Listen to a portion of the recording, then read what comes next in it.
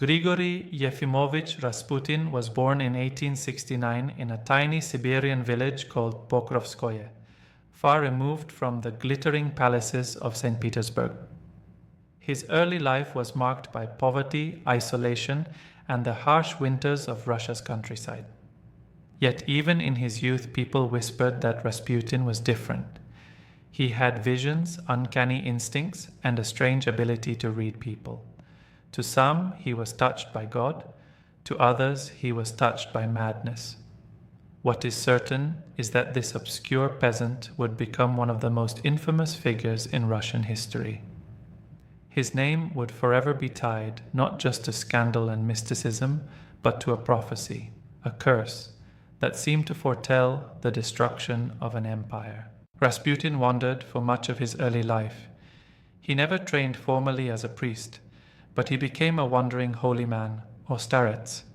He fasted, prayed, and visited monasteries, but his religious practices were often mixed with excess. Accounts say he would preach for hours, then break into drunken trances, weeping, shouting, or collapsing to the ground as if seized by divine power. Villagers came to him for blessings, healings, and advice. His reputation spread slowly, and it was this reputation that eventually carried him to the capital. By 1905, Russia was in turmoil. The empire had lost a humiliating war against Japan, strikes paralyzed cities, and revolutionaries demanded reform. In the middle of this storm stood Tsar Nicholas II and his wife, Tsarina Alexandra. The couple was devoted to each other, but they were burdened by a terrible secret. Their only son, Alexei, suffered from hemophilia, a condition that made even small injuries potentially fatal. Doctors had no cure, and Alexandra's anxiety consumed her. It was at this moment that Rasputin entered their lives. Rasputin's influence came from one astonishing ability.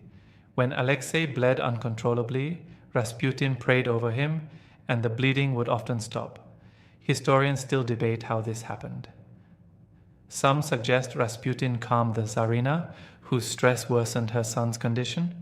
Others think Rasputin advised doctors to withhold certain drugs, like aspirin, which unknowingly made the bleeding worse. Whatever the reason, to Alexandra it was nothing short of a miracle. She believed Rasputin was divinely sent to protect her child, and by extension, the future of Russia itself. From then on, Rasputin was more than just a holy man. He became a fixture at court, a confidant of the royal family, and a lightning rod for scandal.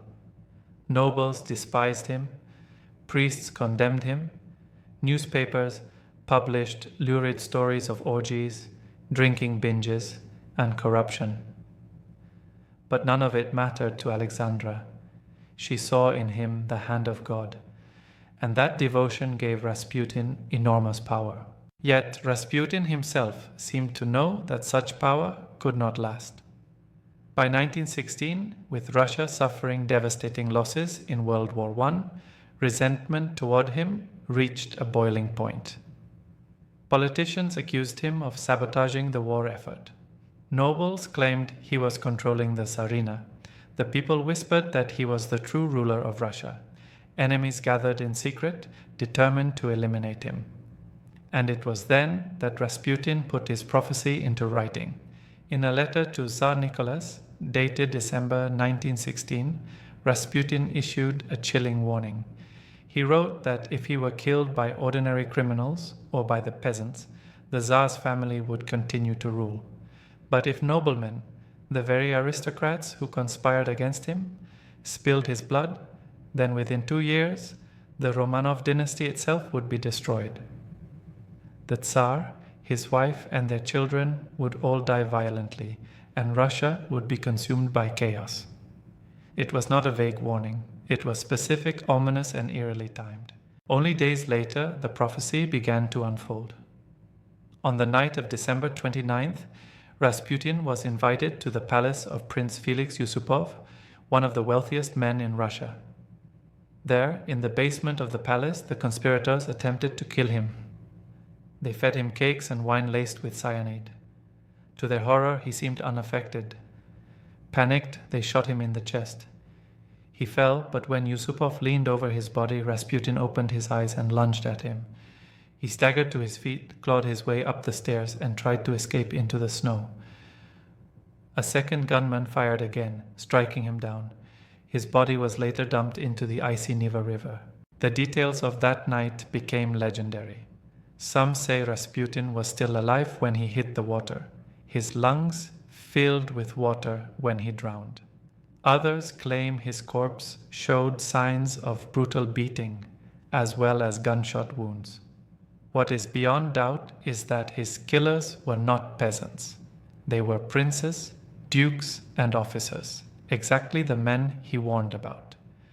At first, the aristocrats congratulated themselves.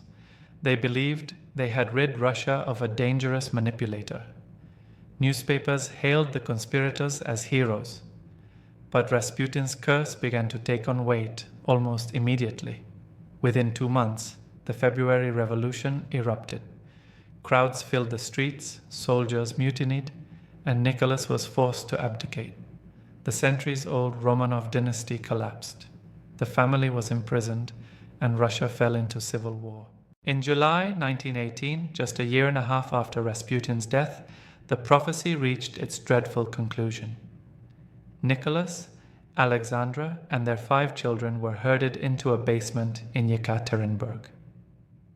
There, Bolshevik guards opened fire, killing them all in a hail of bullets and bayonets.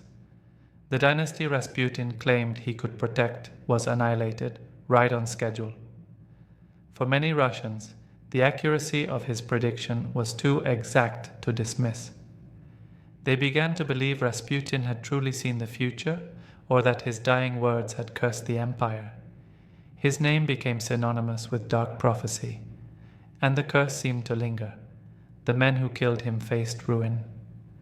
Prince Yusupov fled Russia, stripped of his fortune, reduced to selling trinkets and giving piano lessons in exile. Grand Duke Dmitry Pavlovich was cast out of the country, wandering Europe until tuberculosis claimed him. Even the empire itself seemed cursed, spiraling into decades of violence, famine, and terror under the Soviets. Over time, Rasputin's prophecy grew beyond history and became legend. Writers and filmmakers turned him into a figure of horror and fascination.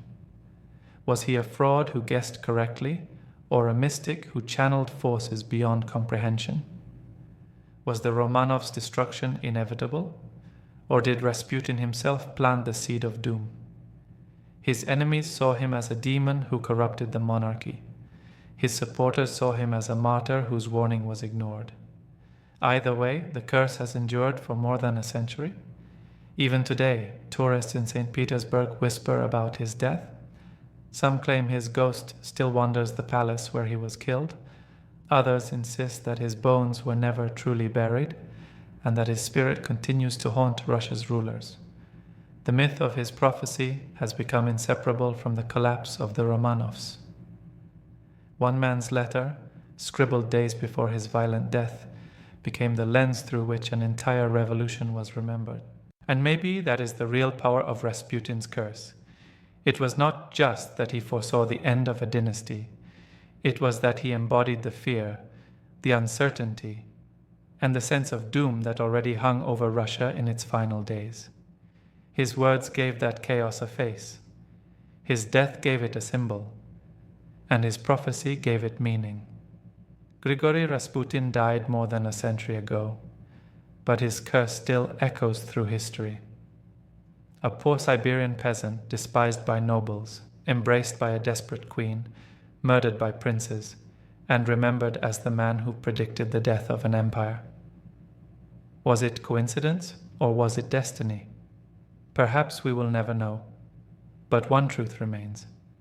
When Rasputin warned that noble blood would bring down the throne, he was right, and in being right, he left behind one of the most enduring curses in modern history. Comment, like, and subscribe for more stories about curses, mysteries, and the darker side of history.